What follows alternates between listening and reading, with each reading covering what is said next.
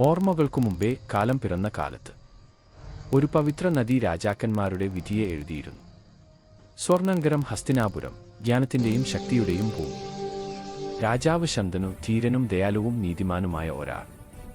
എന്നാൽ വിധി പലപ്പോഴും ശാന്തമായ പ്രഭാതക്കാറ്റിൽ ആരംഭിക്കുന്നു. ഒരു പ്രഭാതത്തിൽ രാജാവ് ഗംഗാതീരത്ത് കുതിരപ്പുറത്ത് സഞ്ചരിച്ചു. ലോകം നിശ്ചലമായിരുന്നു. വെള്ളം പൊന്തിളക്കത്തിൽ മിന്നി. കാറ്റിൽ ഒരു ലേനം, ആത്മാവിനെ വിളിക്കുന്നൊരു സംഗീതം. നദി ജീവന്റെ പ്രകാശം പോലെ മിന്നി. ആ നിമിഷം മനുഷ്യഹൃദയം അനന്തസ്രോതസ്സുമായി ചേർന്നു.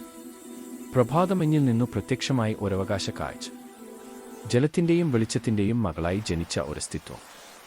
നദിയുടെ ശബ്ദം വായുവിലൂടെ മുഴങ്ങി. നദിയുടെ സംഗീതം അവന്റെ ഹൃദയമിടിപ്പായി മാറി. അവിടെ നിന്ന് ജനിച്ചു ഒരു പ്രണയത്തിന്റെയും വാഗ്ദാനത്തിന്റെയും കഥ. കാലം ഗംഗയുടെ തിരകളെപ്പോലെ നീങ്ങി. ആനന്ദം അരമനയിൽ നിറഞ്ഞു. ഉത്സവങ്ങൾ ഹസ്തിനാപുരത്തെ മൂടി. ചുറ്റും പുഷ്പങ്ങൾ, നിറങ്ങൾ, സംഗീതം. സമാധാനം നദിക്കരയിലെ സൂര്യപ്രകാശം പോലെ രാജ്യമെങ്ങും പടർന്നു. പ്രഭാതരശ്മികൾ കൊത്തുപണികളിലൂടെ ഒഴുകി.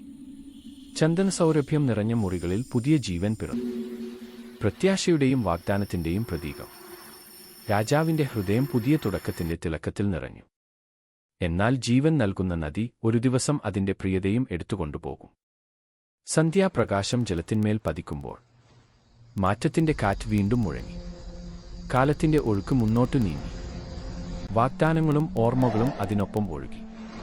നിഴലുകൾ നീണ്ടു. നദി വീണ്ടും നിശ്ചലമായി.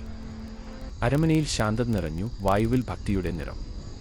എല്ലാ അവസാനം തന്നെ ഒരു പുതിയ തുടക്കമാണ്. ഒരു ജീവൻ മഹാവിധിയിലേക്ക് ചേർന്നു. അവിടെ നിന്ന് പിറന്നു ഭാരതവംശത്തിന്റെ ഇതിഹാസം, മഹാഭാരതം.